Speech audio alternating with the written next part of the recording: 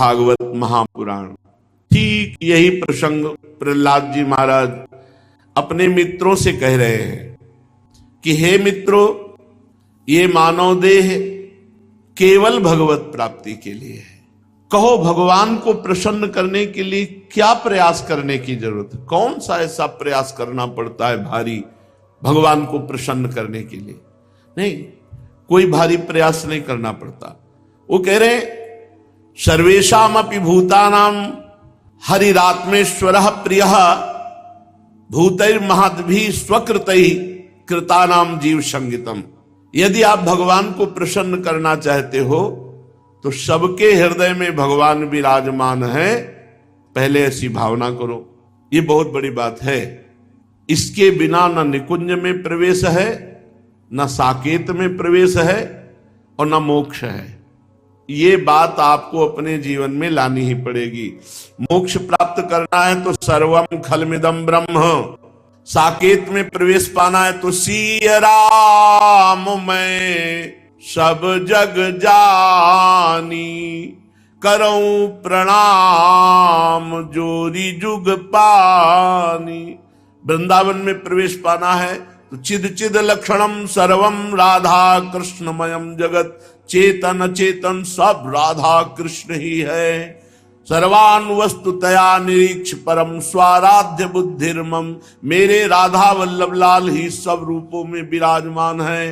अगर ये वृत्ति नहीं आई तो प्रहलाद जी कह रहे भगवान को प्रसन्न कर लेना बड़ा कठिन हो जाएगा। भगवान को प्रसन्न करने के लिए कोई विशेष प्रयास की जरूरत नहीं है।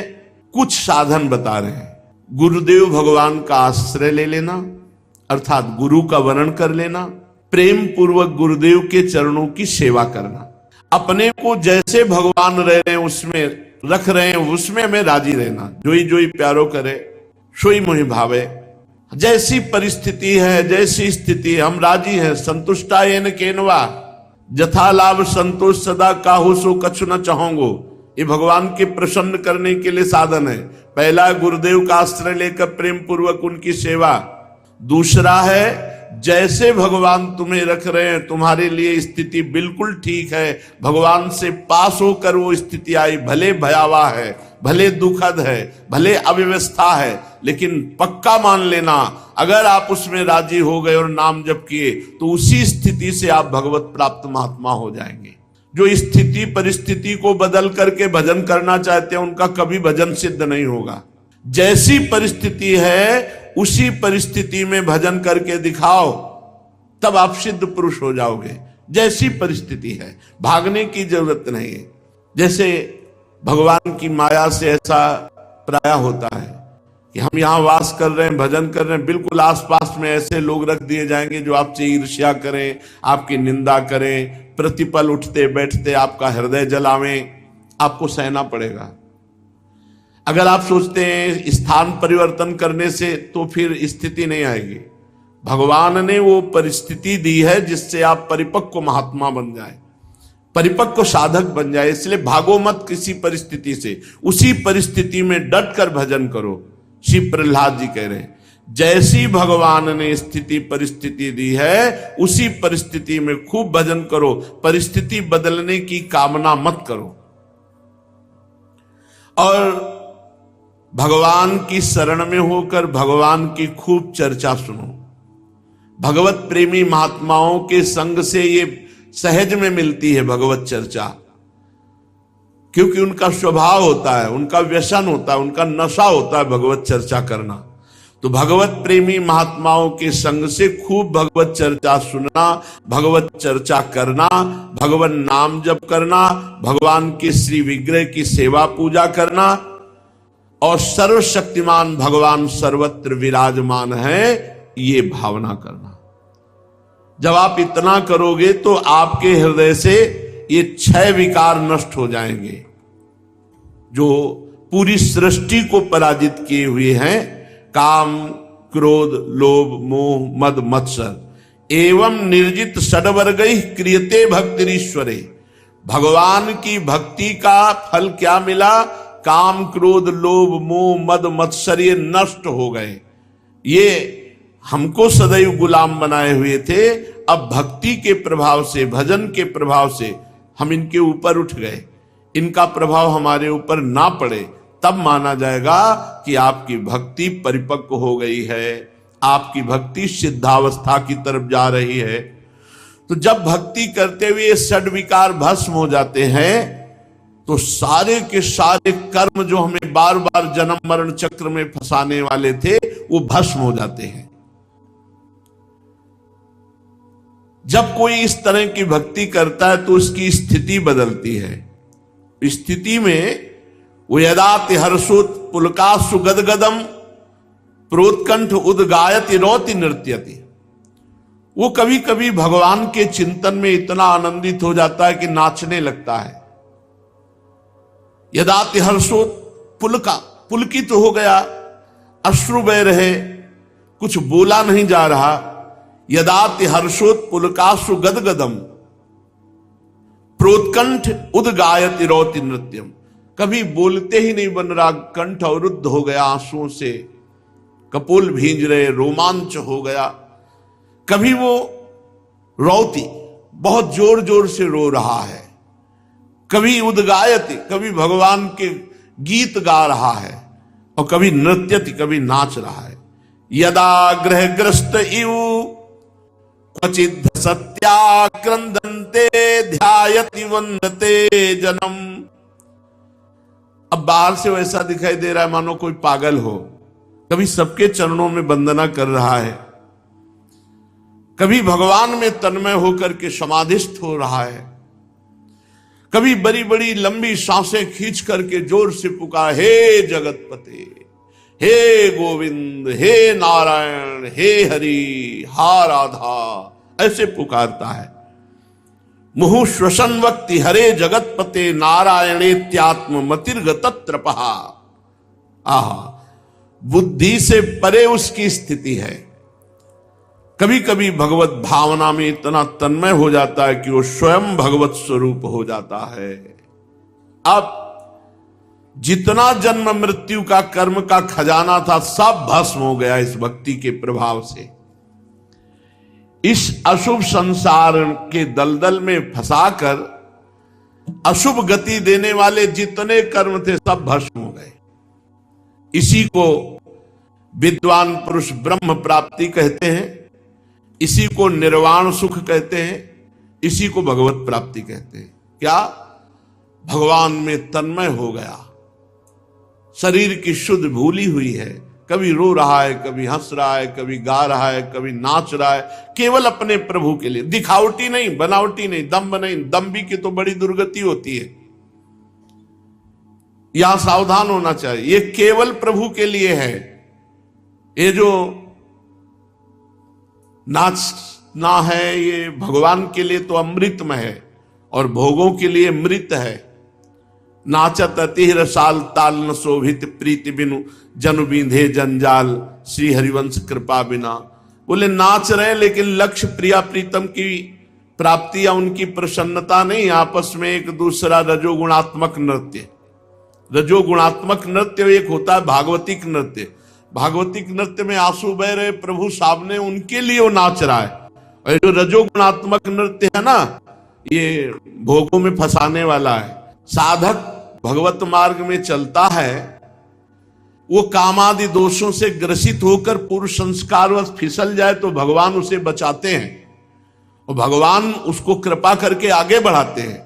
लेकिन जो जानबूझकर नौटंकी नाटक दिखा करके और फिर भोगों का खेल खेलते हैं, इनकी बड़ी दुर्गति होती। एक होती विवशता पूर्वक आचरण बिगड़ जाना, और एक होता जानबूझ करके आचरण गलत करना। ये जानबूझकर जो आचरण गलत किए जाते हैं, इनसे बड़ी दुर्गति होती। तो इसलिए कोई बनावटी रोए ना, बनावटी नाचे ना, बनावटी ये कोई दंभ ना करे। क्योंकि ये दंभ जो है ना, ये कभी कभी सम्मान प्राप्ति के लिए, किसी को ये दिखाने के लिए कि हम बड़े भगत हैं, किसी को लुभायमान करने के लिए, ये सब नहीं, ये केवल प्रभु के लिए है। इसीलिए हम कहते हैं कि नाचना है तो अपने कमरे में पहले दरवाजा बंद करो, फिर पर्दा लगाओ, कोई देख ना पावे कि तुम नाच रहे हो, और फिर नाचो अपने ठाकुर के सामने, फिर रो ठाकुर जी को गले लगाकर। देखो तो आनंद का स्वरूप क्या होता है। बोले नाचत अति रसाल ताल न शोभित प्रीति बिनु जन बींधे जंजाल। ऐसा लगता है जैसे जाल में फंस गए उसे छुड़ा रहे हो, ऐसा नहीं। बहुत सावधान, दंभ नाटक नहीं करना चाहिए, दंभ नाटक नहीं करना। समाज को दिखाने के लिए नृत्य, कोई तुम नृत्यांगना हो, प्रभु के लिए नाच। अगर नाच रहे हो तो सिर्फ सामने गोविंद हो, सामने प्रिया प्रीतम हो, इधर उधर दृष्टि ना हो, किसी अन्य को दिखाने के लिए नहीं। हे असुर कुमारो, हे मित्रों, तुम सबके हृदय में भगवान विराजमान हैं। भगवान का भजन करने में कोई परिश्रम नहीं है। अभ्यास ना होने के कारण नाम में मन नहीं लगता। अगर आप अभ्यास कर लें तो बहुत मीठा नाम है और ये स्वयं पकड़ लेता है। कुछ दिन आप जपो, फिर नाम आपको पकड़ लेगा। और वृंदावन में तो ये बात बहुत जल्दी सिद्ध हो जाती है। यहां फिरे स्वार्थ आपने और भजन गए फिरे बाह, यहां भजन पकड़ लेता है। वृंदावन में स्वार्थो उलट भजन हुए जात। यह बड़ा दिव्य धाम है। पहले आप भजन पकड़ो, फिर आपको भजन पकड़ लेगा। तो जैसे दिल धड़कता है, आप नहीं धड़काते, ऐसे आपका नाम चलेगा, ऐसे आपका भजन चलेगा। प्राणियों में सब में भगवान विराजमान है। जो किसी से द्रोह करता है, द्वेष करता है, मारपीट करता है, तो प्रहलाद जी कह रहे राम राम राम। कितनी बड़ी मूर्खता है कि सब में विराजमान भगवान है, तुम उन्हीं भगवान के साथ ऐसा व्यवहार करते हो। सच्ची बात है। बहुत बढ़िया आनंदमय जीवन व्यतीत करने के लिए मनुष्य शरीर मिला है। ये मूर्खता हमको आनंद में जीने नहीं देती। बहुत बहुत निकृष्ट है। समस्त धन, स्त्री, पुत्र, पुत्री, महल, पृथ्वी, हाथी, खजाना, भांति भांति की विभूतियां, ये सब छूट जाएगा प्यारे। जब तुम्हारा शरीर छूट जाएगा तो ये सब छूट जाएगा। कोई तुम्हें साथ नहीं देगा, कोई नहीं पहचानेगा, कोई तुम्हें नहीं जानेगा मानेगा। कौन मानता है? हाय हाय कर करके भगवान से विमुख जीवन व्यतीत कर रहे हो। लोक परलोक का सब वैभव ऐसे माया में है। हे निर्दोष मित्रों, तुम परमात्मा की अनन्य भक्ति करके इस जीवन में उसको प्राप्त कर लो, यही सबसे बड़ी बात है। इसके सिवा यदि अपने को कोई बहुत बड़ा विद्वान मानता है और इस लोक में बार बार वही भोग सामग्री कमाने का प्रयास करता है, भजन नहीं करता है, तो निसंदेह वो मूर्ख है, वो विद्वान नहीं है। बुद्धिमान वही है, रामई भजैते चतुर नर, जो भगवान का भजन कर लिए, नाम कमा लिए, वही धनी। कबीरा सब जग निर्धना, धनवंता नहीं कोई, धनवंता सोई जानिए, जाके राम नाम धन, भगवत नाम धन। जब ये शरीर ही नहीं रहता तो ये पुत्र, स्त्री, महल, धन, संपत्ति, राज, खजाना, हाथी, घोड़े, मंत्री, नौकर, चाकर, गुरुजन, ये कोई साथ नहीं देता। इसलिए प्यारे मित्रों, ये संसार स्वाप्निक है। यहां के भोग सब नष्ट होने वाले हैं। यहां पुरुषार्थ है तो केवल भजन है। प्रहलाद जी कह रहे भगवान का भजन ही पुरुषार्थ है। प्रयत्न करके भगवान का नाम जप कर लो। ये जीव जो जो कर्म करता है वो कर्म तत्काल अंतर ध्यान हो जाता है और उसके सर पर सवार हो जाता है। और जब उसका समय आएगा तो वो अपना खेल रच देगा। बुरी दशा आने के पहले बुद्धि बदली जाती है। जेहिका विधना दारुण दुख दीन, ताके मत पहले हरिलीन। वो कर्म उसी बुद्धि में सवार होकर आप ना आवई ताहि पर ताहि तहां ले जाए, वही ले जाएगा जहां तुम्हें दंड भोगना है। इसलिए कर्म तुम पर हावी होकर नष्ट कर दे, उसके पहले ऐसा महान कर्म कर लो, भगवान का भजन, कि ये सब कर्म भस्म हो जाए जो तुम्हें दंड देने वाले हैं। भगवान को प्रसन्न करने के लिए कोई उच्च कुल का जाति का होना या बहुत पढ़ा लिखा विद्वान होना या बहुत गुणवान होना या बहुत धनवान होना, ये सब ये जरूरत नहीं है। प्रहलाद जी कह रहे हैं देवो शुरो मनुष्यो वा यक्षो गंधर्व एवच भजन मुकुंद चरणम स्वस्तिमान स्याद् यथा वयम नालम द्विजत्वम देवत्व मृषित्वम वा सुरात्मजा प्रीणनाय मुकुंदस्य न वृत्तम न बहुज्ञता न दानम न तपो नेद्या न शौचम न व्रतानि च प्रीयते अमलया भक्त्या हरिरन्यद विडंबनम। भगवान को प्रसन्न करने के लिए, भगवान का भजन करने के लिए, ये जरूरी नहीं कि भाई ऊंची जाति में उनका जन्म हुआ तो भगवान को प्राप्त कर लेंगे, नहीं। प्रहलाद जी कह रहे हैं देवता दैत्य मनुष्य यक्ष अथवा गंधर्व कोई भी हो जो भगवान के चरण कमलों का आश्रय लेकर भजन करता है वो हमारे समान परम कल्याण का भाजन बन जाता है। दैत्य बाल को भगवान को प्रसन्न करने के लिए ब्राह्मण होना, देवता होना, ऋषि होना, सदाचारी होना, ज्ञान संपन्न होना, दानी होना, तपस्वी होना, याज्ञिक होना या पवित्रता का निर्वाह करना, बड़े बड़े व्रतों का अनुष्ठान करना ये पर्याप्त नहीं है। तो कैसे भगवान प्रसन्न होते हैं? भगवान के होकर भगवान का भजन करो बस। बिगड़ी जन्म अनेक किया वही सुधरे आज, होई राम को नाम जप तुलसी तज कुसुमाज। गंदे आचरणों का त्याग करके नाम जप करते हुए भगवान के आश्रित हो गया, ये इसी से भगवान प्रसन्न हो जाते हैं। भगवान की भक्ति के प्रभाव से चाहे वो दैत्य हो, यक्ष हो, राक्षस हो, स्त्रियां हो, शूद्र हो, गोपाल हो, अहीर हो, पक्षी हो, मृग हो, पशु कोई भी हो, सबको भगवत प्राप्ति हो सकती है यदि सत्संग मिल जाए, भजन बन जाए। प्रहलाद जी के वचन सुनकर दैत्य बालकों ने उसी समय, सब निर्दोष बुद्धि के थे, बच्चे ही थे, सबने बात पकड़ ली और जो गुरु संडामर्क जी शिक्षा देते थे वो सब दूषित शिक्षा त्याग दी और सब शुरू कर दिए नाम कीर्तन। पूरे विद्यालय में, गुरुकुल में नाम कीर्तन गूंजने लगा प्रहलाद जी के उपदेश से। अरे गुरु जी ने देखा, संडामर्क जी ने, कि ये तो इन सबकी स्थिति भगवन्मय हो गई, अब तो हिरण्यकश्यप गले काट देगा। बहुत घबरा गए संडामर्क जी और घबराते हुए तुरंत हिरण्यकश्यप के पास गए, बोले महाराज अब रोग इतना बढ़ गया कि हमारे संभाले नहीं संभलेगा।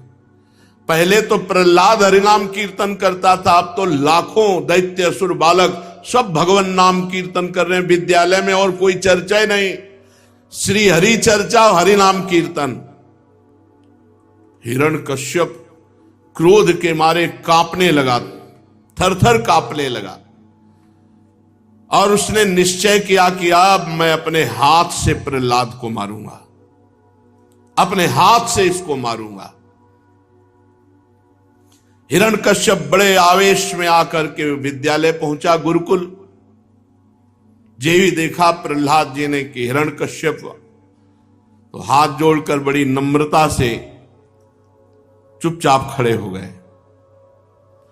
हिरण्यकश्यप तो स्वभाव से क्रूर था ही, जब ये देखा लाखों बच्चों को हरिनाम कीर्तन में लगा दिया, तो जैसे कोबरा के शरीर में पैर लग जाए फिर वो असहनीय हो जाता है, लात पड़ जाए तो असहनीय हो जाता है, वो फिर काट ही लेगा। ऐसे हिरण्यकश्यप पैर की चोट खाए हुए सांप की तरह फुफकारने लगा। पाप भरी टेढ़ी नजर से, कठोर वाणी से डांटते हुए कहा, हे दुर्विनीत मंदात्मन कुल भेदक राधम, ए अधम, ए दुर्विनीत, ए मूढ़ बुद्धि, तो हमारे दैत्य कुल के बालकों को भी फोड़ लिया। ढिठाई की हद हो गई, आज्ञा के उल्लंघन की हद हो गई।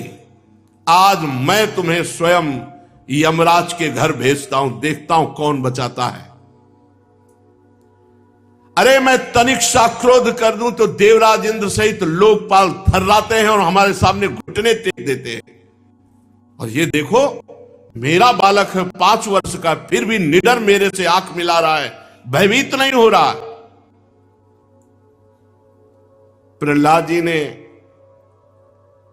पिताश्री नहीं कहा, प्रहलाद जी ने कहा, दैत्यराज, ब्रह्मा से लेकर तिनके तक छोटे बड़े चर अचर जीवों को जिसने अपने अधीन कर लिया है,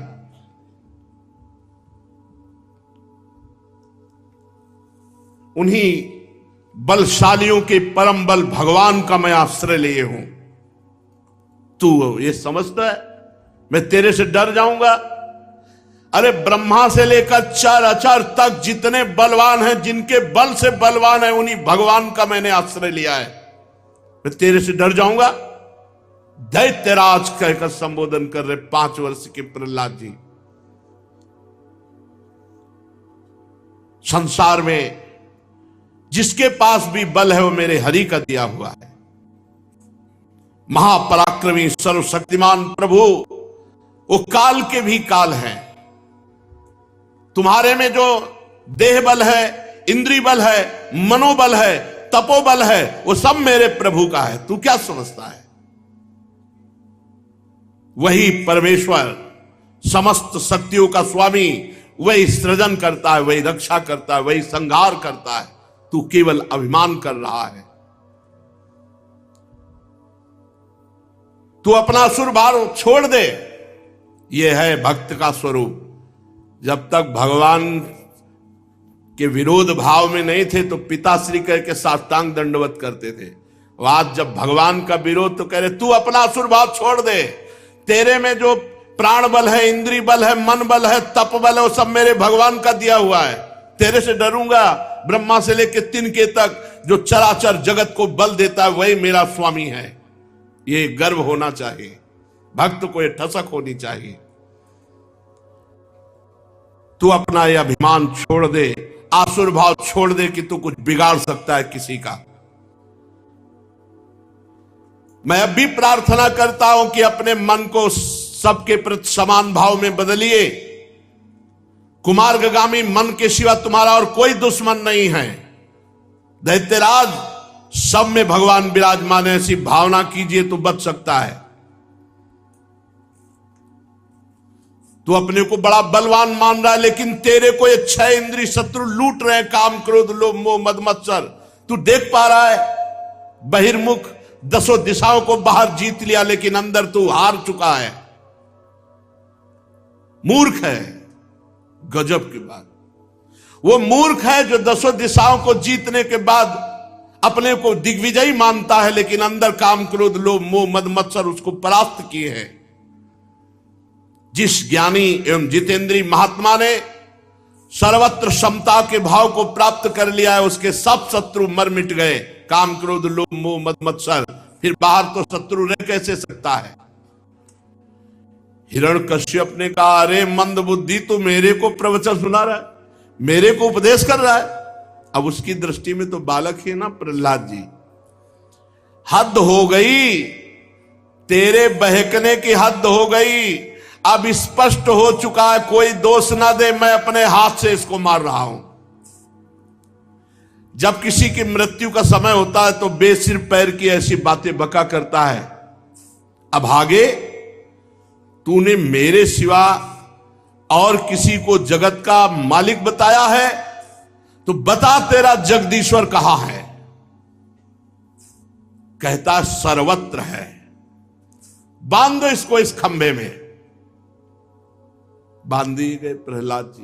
प्रहलाद जी को किंचन मात्र भय नहीं है। जैसे गीदड़ों के बीच में सिंह हो तो कैसा, वो कहीं दबने वाला थोड़ी खिलवाड़ भय करे। प्रहलाद जी को कोई भय नहीं, क्योंकि पता है कि मेरे प्रभु सब बलों के बल है। खंबे में बांध। तो तेरा जगदीश्वर कहां है? क्या कहा? इस खंबे में भी है। तुझे इस खंबे में तेरा जगदीश्वर दिखाई दे रहा है? अरे झूठा, तू डींग हाँक रहा है। अभी अभी तेरा सिर धड़ से अलग करता हूं, देखता हूं तेरा वो सर्वस्व हरि जिस पर तुझे इतना भरोसा है, तेरी कैसे रक्षा करता है। बड़ा ये कथा कह लेना और सुन लेना बहुत सरल है, लेकिन परिस्थिति जरा थोड़ी देर के लिए प्रहलाद जी वाली परिस्थिति में आओ कि खंभे में बांध दिया गया और इतना त्रिभुवनपति पिता पूरे मारने के लिए तैयार है, लेकिन प्रहलाद जी की मुस्कुराहट में कोई फर्क नहीं। अभी अभी तेरा सिर धड़ से अलग करता हूं, देखता हूं तेरा सर्वस्व हरि कैसे तुझे बचाता है, जिस पर तुझे इतना गर्व है, भरोसा है, वो तेरी कैसे रक्षा करता है। इस प्रकार वो क्रोध में भर करके एक घूंसा खंभे पर प्रहार किया। कहां है तेरा हरि? तदैव तस्मिन्निनदोति भीषणो बभूवेनांडकटाहमस्फुटत् यं वै सुधष्ण्योपगतं त्वजादयः श्रुत्वा स्वधामाप्ययमंग में निरे। जे ही घूसे का प्रहार किया, ऐसा टहास आवाज आई, पूरा त्रिभुवन कांप गया। ऐसी ध्वनि कि लोक लोकपाल सब थर्रा उठे, मानो प्रलयंकारी आवाज हो। और हिरण्यकश्यप ने देखा ये घोर शब्द कहां से हुआ। तलवार छूट गई, ढाल छूट गई हाथ से, कांपने लगा। ऐसा भयंकर सिंहनाद। खंभे की तरफ देखा तो इतना तेज था कि उसकी आंखें चौंधिया गई, कुछ दिखाई ही नहीं दिया। शब्द करने वाला दिखाई ही नहीं दिया, इतना तेज था खंभे में। अपने प्रिय भक्त प्रहलाद के लिए भगवान ने ऐसा अवतार धारण किया जो न भूतो न भविष्यति, जो न कभी ऐसा रूप भगवान ने धारण किया। प्रहलाद के लिए ऐसा अद्वितीय रूप धारण किया। भगवान का रूप कैसा? कमर से नीचे तो मनुष्य का और कमर के ऊपर शेर का, सिंह का। ना पूरे मनुष्य हैं न पूरे सिंह हैं, क्योंकि उसने मांगा था वरदान की ब्रह्मा का बनाया हुआ। तो ब्रह्मा का बनाया हुआ सिंह भी होता है और ब्रह्मा का बनाया हुआ मनुष्य भी होता है, लेकिन आज तक ब्रह्मा ने ऐसी सृष्टि नहीं रची कि जो नर भी हो और सिंह भी हो। नरसिंह अवतार भगवान का। हिरण्यकश्यप देखा अद्भुत रूप भगवान का, ना मनुष्य है और न सिंह है, नरसिंह, अलौकिक रूप भगवान का। हिरण्यकश्यप ये सोच ही रहा था कि ऐसा कैसे हो सकता है, खंभे से कैसे प्रकट हो सकता है। भगवान नरसिंह सामने आकर खड़े हो गए। इतना भयावना रूप, लपलपाती हुई जिह्वा, भाले की नोक की तरह खड़े हुए बाल, और सिंह की तो वैसे ही दृष्टि, और भगवान तो वैसे नाराज थे तो आप वैसे ही दृष्टि, भयंकर रुद्र दृष्टि, विकराल दाढ़ें, पीली पीली आंखें, बार बार ओंठ चाट रहे हैं अपने, छुरे के समान तीखी जिह्वा, फूली नासिका और ऐसा भयानक मुख, जबड़ों से ऐसे लाल टपक रही, भयंकरता, विशाल इतना बड़ा शरीर की स्वर्ग को छू रहा है। गर्दन नाटी और मोटी, छाती चौड़ी, कमर बहुत पतली, चंद्रमा की किरणों के समान सफेद रोए शरीर पर चमक रहे हैं, और चारों ओर सैकड़ों भुजाएं फैली हुई है। बड़ा विचित्र रूप, और आयुध रूप में केवल नख है। किसी का साहस नहीं कि समीप पटक सके। भगवान के चक्र, सुदर्शन आदि श्रेष्ठ श्रेष्ठ आयुध वहां चक्कर काट रहे हैं, हुक्म हो बस केवल। जितने भी दैत्य और दानव थे सब भाग पड़े देख करके भगवान के नरसिंह रूप को। कोई वहां नहीं खड़ा रहा, ऐसा भयंकर रूप भगवान का। देखो ये वही लाड़िले हैं जो ललित त्रिभंगी बंशी वादन करते हैं, इतने लाड़िले इतने दुलारे कि ऐसा लगता छाती से लगा लो है। वही ऐसे लगे ना कि सबकी छाती फटने लगी, हिम्मत नहीं किसी की नजदीक पहुंच जाए, सब भयभीत होकर भाग रहे। हिरण्यकश्यप ने सोचा हो ना हो ये महामायावी हरि ही हो, और इसने मुझे मार डालने के लिए ये रूप धारण किया है, परंतु इसकी चाल सफल नहीं होने देंगे। आखिरकार उन्हीं का लड़ाया हुआ चेला है ना, हरि का ही तो चेला है, हरि का प्रधान पार्षद जय विजय है। तो अच्छे गुरु का लड़ाया हुआ चेला कोई जल्दी हार थोड़ी मानने वाला है। सब भाग गए, हिरण्यकश्यप नहीं भागा और सिंहनाद करके हाथ में गदा ली और नरसिंह भगवान पर प्रहार कर दिया। कच्चे गुरु का चेला थोड़ी है, सच्चे गुरु का चेला है, हरि का चेला है। नहीं, इस समय कोई टिका नहीं, केवल देख के सब भाग गए। और ये बहादुर हाथ में गदा लेकर भगवान नरसिंह जी के ऊपर प्रहार किया। परंतु जैसे पतिंगा आग में गिरकर अदृश्य हो जाता है, ऐसे ही भगवान नरसिंह के तेज में वो लापता हो गया। सर्वशक्तिमान भगवान प्रलयंकारी भय प्रकट करते हुए अट्टहास कर रहे हैं। जो नरसिंह भगवान पर गदा मारी तो जैसे छोटे सांप के बच्चे को गरुड़ जी अपने पंजे से ही पकड़ लेते हैं, ऐसे भगवान ने गदा सहित हिरण्यकश्यप को पकड़ लिया। फिर भगवान ने सोचा थोड़ी देर तो खिलवाड़ कर ही दे, फिर छोड़ दिया। अब वो जैसे सांप गरुड़ के चुंगल से छूट जाए तो फन फैलाकर काटने के लिए दौड़ता है, ऐसे ही भगवान पर बार बार अस्त्रों का प्रहार कर रहा। लोकपाल घबरा रहे हैं, भगवान से प्रार्थना करें प्रभु ज्यादा छूट मत दो, मारी डालो। भगवान धैर्य रखो, थोड़ी देर तो खेल होने दो। और लोकपाल घबरा रहे कि ऐसा कहीं ना हो जाए, क्योंकि बहुत दिग्विजयी योद्धा हिरण्यकश्यप, वो सब डर रहे हैं। तलवार ढाल लेकर के भगवान से बाज की तरह, जैसे बाज पक्षियों पर टूट पड़ता है, ऐसे वो बार बार भगवान के ऊपर वार कर रहा है हिरण्यकश्यप। भगवान पैतरा बदल बदल करके उसके वार को व्यर्थ कर देते हैं। हिरण्यकश्यप ने दहाड़ लगाई, भगवान ऊंचे स्वर से प्रचंड भयंकर अट्टहास किया। उसकी आवाज को दबा करके हिरण्यकश्यप की आंखें बंद हो गईं जिस समय भगवान ने दहाड़ लगाई। जैसे सांप चूहे को पकड़ ले, ऐसे भगवान ने हिरण्यकश्यप को पंजे में पकड़ लिया।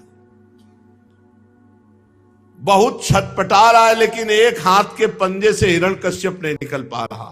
महाबली भगवान, और ये हमारे भगवान हैं, यही अपने प्रभु हैं, यही अपने स्वामी हैं। जब भक्त के लिए अवसर पड़ा तो देखो ऐसा भयानक रूप धारण कर लिया। नहीं, इतने लाड़िले हैं कि भक्तजन सदैव इनको अपने हृदय में ही बसाए रखते हैं। कैसे कैसे तुम्हें बताएं कितने प्यारे हैं, कितने दुलारे हैं, कितने लाड़िले, कितने सुकुमार हैं। अति सुकुमारी लाड़िली पी किशोर सुकुमार, फूल सिरीसहुते सुकुमारा। फूल सिरीसहुते सुकुमारा, और ऐसे कठोर है। बस यही बात है, हमारे प्रभु कुसुम से भी कोमल है।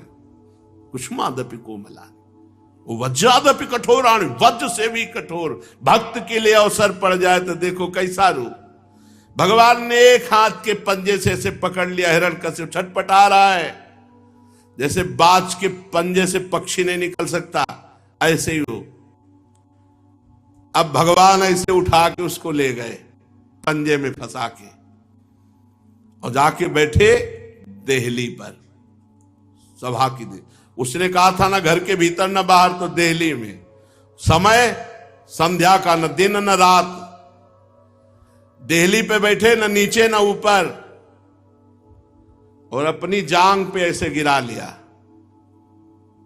और प्रहलाद जी की तरफ बड़े प्यार से देख करके अपने नाखूनों को ऐसे और दिखा रहे हैं कि देख, ये न जीव है न निर्जीव है, और मैं ब्रह्मा का बनाया हुआ नहीं हूं, न दिन है न रात है, न भीतर हूं न बाहर हूं, न ऊपर हूं न नीचे हूं।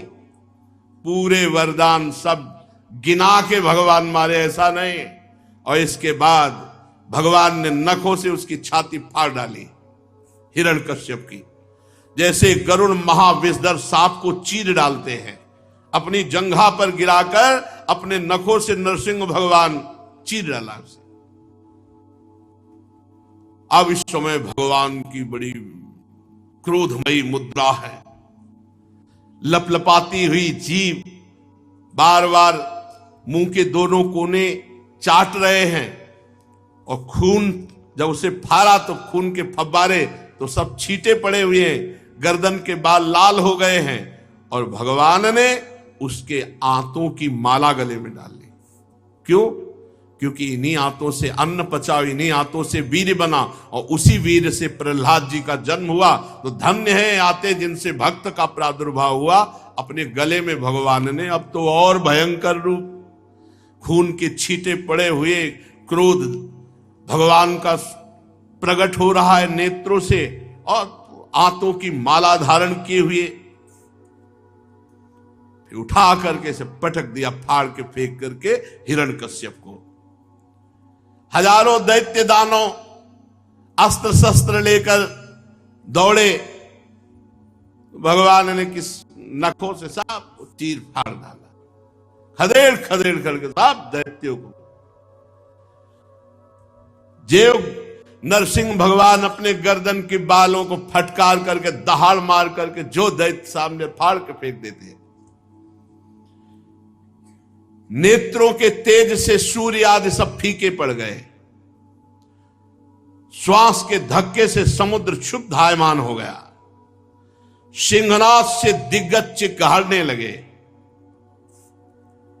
पृथ्वी डगमगाने लगी, कोई सामना करने वाला अब नहीं बचा। अभी क्रोध की अग्नि शांत नहीं हुई थी नरसिंह भगवान की। जाकर के त्रिभुवनपति हिरण्यकश्यप के सिंहासन पर विराजमान हो गए। क्रोधपूर्ण भयंकर अट्टहास कर रहे, बार बार गर्दन के बाल फटकार रहे हैं। सब देवी देवता सब थर्रा रहे, कैसे भगवान का क्रोध शांत हो। सबने भगवान के ऊपर पुष्पों की वर्षा की। अब तो ढोल नगारे बजने लगे, अप्सराएं नृत्य करने लगी। ब्रह्मा, भगवान शंकर, देवराज इंद्र, ऋषि, देवता, पितर, सिद्ध, विद्याधर, महानाग, मनु, प्रजापति, गंधर्व, अप्सराएं, चारण, यक्ष, किमपुरुष, बेताल, सिद्ध, किन्नर, सुनंद, कुमुद आदि भगवत पार्षद सब आ गए।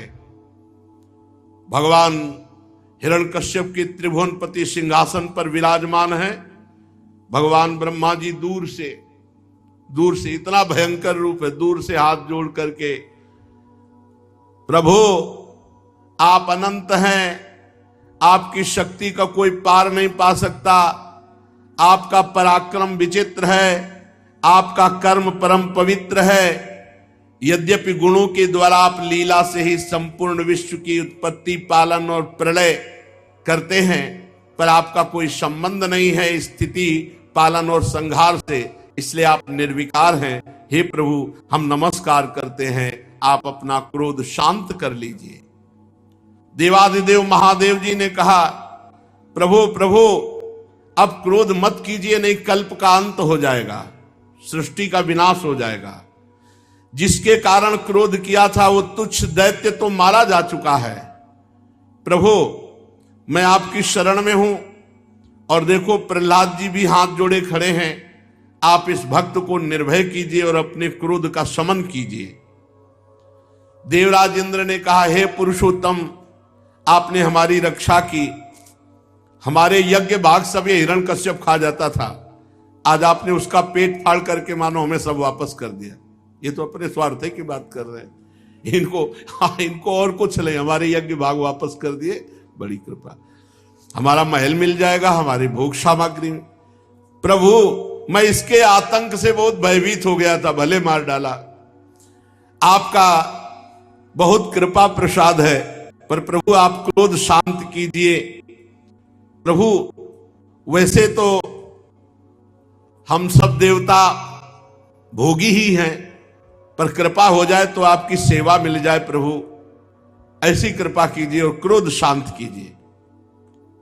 फिर ऋषियों ने कहा, है प्रभु हम तपस्या द्वारा सारे जगत का मंगल करते हैं, हम कठोर तपस्या करते हैं, उस पूरे जगत को अपनी तपस्या देते हैं जिससे जगत का मंगल हो। लेकिन इस दैत्य ने उस तपस्या का उच्छेद कर दिया। हे भक्तवत्सल भगवान, आपने अवतार धारण करके हम तपस्वियों, हम ऋषियों की रक्षा की। फिर पितरों ने हाथ जोड़कर कहा, प्रभु हमारे परिवार के जब पिंडदान करते थे तो अकेले खा जाता था हिरण्यकश्यप। प्रभु जब वो तिलांजलि देते थे तो ये पी जाता था। आज आपने उसकी छाती फाड़कर हम सबको मानो सब लौटा दिया। हे प्रभु हम सब पितरों के आप ही रक्षक हैं। हे नरसिंहदेव आपको नमस्कार है, आप अपने क्रोध को शांत कीजिए। सिद्ध पुरुषों ने कहा, हे नरसिंहदेव ये दुष्ट अपने योग और तपस्या के बल से हमारी सब योग सिद्धियां छीन ली थी। आज आपने नखों से उसको फाड़ करके उसके घमंड को मिट्टी में मिला दिया। हम आपके चरणों में विनीत भाव से नमस्कार करते हैं, आप क्रोध शांत कीजिए।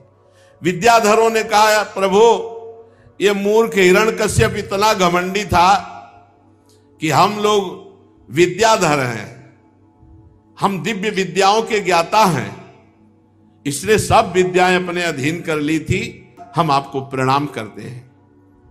नागों ने कहा, प्रभु ये पापी बड़ा बलवान था, हमारी दिव्य मणियां छीन ली थी और हमारी सुंदरी स्त्रियां भी छीन ली थी।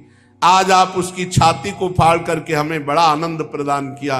प्रभु आपकी जय हो, आप क्रोध शांत कीजिए। मनुओं ने कहा, हे देवाधिदेव हम आपके आज्ञाकारी मनु हैं, लेकिन ये दैत्य किसी की बात नहीं मानता, सब धर्म मर्यादाओं को भंग कर दिया था। आज इस दुष्ट को मार करके आपने हमारी रक्षा की, आपकी जय हो। प्रभु हम आपको नमस्कार करते हैं, आप क्रोध रहित हो जाइए। प्रजापतियों ने कहा, हे परमेश्वर आपने हमें प्रजापति बनाया, लेकिन इसके आगे हमारी एक नहीं चलती थी। ये हमारी सृष्टि का जो सृजन कार्य है उसको इसने रोक दिया था। आज आपने इसकी छाती फाड़कर जमीन पर पटक दिया, हमारी रक्षा की। हे प्रभु हम आपको नमस्कार करते हैं, आप क्रोध रहित हो जाइए। गंधर्वों ने कहा, प्रभु हम आपको नाच करके, गान करके, संगीत सुनाकर रिझाने वाले सेवक हैं। इस दैत्य ने हमको अपना गुलाम बना रखा था, आपने इस दैत्य की ऐसी दशा कर दी तो कुमार्गामी पुरुष की ऐसी ही दशा होती है। जय हो हे हरि, आपकी जय हो। चारणों ने कहा, प्रभु ये सज्जनों के हृदय को पीड़ा पहुंचाने वाला दुष्ट मारा गया, हमें बहुत प्रसन्नता हो रही है, सज्जनों को बहुत सुख मिला। हम सब आपके चरण कमलों की शरण में हैं। हे जन्म मृत्यु संसार चक्र से छुड़ाने वाले भगवान, आप प्रसन्न हो जाओ। यक्षों ने कहा, प्रभु हम लोग आपके प्रधान सेवकों में गिने जाते हैं, पर हिरण्यकश्यप ने हमें पालकी ढोने वाला कार बना लिया था। प्रभु आज मार करके हम लोगों को बड़ा सुख प्रदान किया। किम पुरुषों ने कहा, प्रभु अत्यंत तुच्छ हम लोग किम पुरुष हैं, पर आप सर्वशक्तिमान महापुरुष हैं। जब सत्पुरुषों ने इसका तिरस्कार किया, धिक्कार किया, तो इस कुपुरुष को आपने नष्ट कर दिया, अब आप प्रसन्न हो जाइए। बैतालिकों ने कहा, भगवान हम लोग बड़ी बड़ी सभाओं में ज्ञान यज्ञ का वर्णन करने वाले हैं और आपकी महिमा गाते हैं। इस दुष्ट ने जबरदस्ती हमारी सब ये बातें रुकवा दी। आज बड़े भाग्य की बात है कि महारोग की तरह इस हिरण्यकश्यप का आपने विनाश कर दिया। किन्नरों ने कहा, भगवान आपने कृपा करके इस पापी को नष्ट कर दिया, हमारा बड़ा अभ्युदय हुआ, अब आप प्रसन्न हो जाइए। भगवान के पार्षदों ने कहा, हे शरणागत वत्सल, हे नृसिंह देव, ये भयानक रूप आज तक हमने आपका नहीं देखा। भगवान के पार्षदों ने कहा, हम तो आपके आज्ञाकारी सेवक हैं, पर प्रभु जिसके प्रति आपने क्रोध किया वो भी आपका पार्षद ही है, आपका सेवक ही है। सनकादि के शाप से वो आपका विरोध कर रहा था, इसलिए प्रभु अब तो आप प्रसन्न हो जाइए। जब ब्रह्मा शंकर सबने प्रार्थना की पर भगवान का क्रोध शांत नहीं हुआ, वैसे ही भगवान हुंकार कर रहे।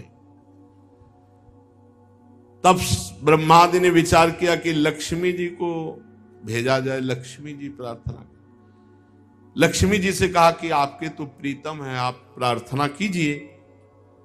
लक्ष्मी जी ने जे ही दूर से भगवान को रूप देखा, हम इस रूप में पास नहीं जाएंगे।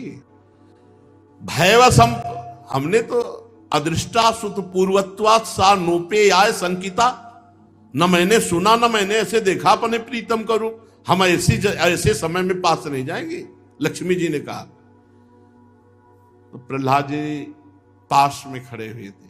ब्रह्मा जी नजदीक गए और कहा, बेटा यदि तुम भगवान के पास जाओ और उनके चरण पकड़ो तो जरूर शांत हो जाएंगे, क्योंकि तुम्हारे लिए ही क्रोध धारण किया। ब्रह्मा जी के ऐसा कहने पर लक्ष्मी जी तो पास भी नहीं गई और प्रहलाद जी दौड़ पड़े। जैसे अपने माता पिता से मिलने के लिए पुत्र दौड़ पड़े ना, तो प्रहलाद जी को कोई भय नहीं है नरसिंह भगवान से। स्तुति में वर्णन भी करते हैं कि प्रभु आपका भयंकर रूप दूसरों को भय दे रहा होगा, मुझे नहीं दे रहा, क्योंकि मेरे प्रीतम हो आप।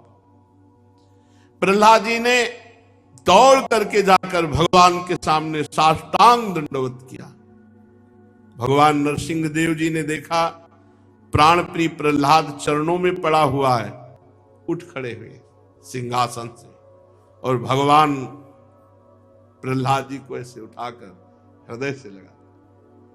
कितना भगवान अपने भक्तों को प्यार करते हैं कि ब्रह्मा जी शंकर जी बड़े बड़े देवता विनय किए, प्रहलाद जी के लिए भगवान सिंहासन से उतर करके हृदय में इतना अपार वात्सल्य, जैसे अपने बेटे को ऐसे गोद में बैठाकर ऐसे सहला रहे और चाट रहे हैं अपनी जिह्वा से।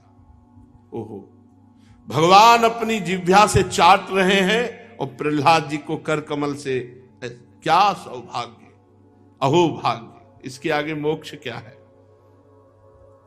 नरसिंह भगवान ने नन्हे से प्रहलाद जी को दुलार कर रहे। भगवान के कर कमल का स्पर्श होते ही प्रहलाद जी में जो कुछ बचे खुचे अशुभ थे वो सब भस्म हो गए। तत्काल उन्हें तत्वबोध हो गया। तत्वज्ञानी महात्मा तत्वबोध हो गया। तत्काल परमात्म तत्व का साक्षात्कार हो गया। मम दर्शन फल परम अनुपा, जीव पाव निज सहज स्वरूपा। गोस्वामी जी बड़े अनुभवी महापुरुष, देखो यहां लिखा, तत्काल तत्वबोध हो गया, तत्काल स्वरूप बोध हो गया, उन्हें परमात्म साक्षात्कार हो गया। सपद्य अभिव्यक्त परमात्म दर्शन।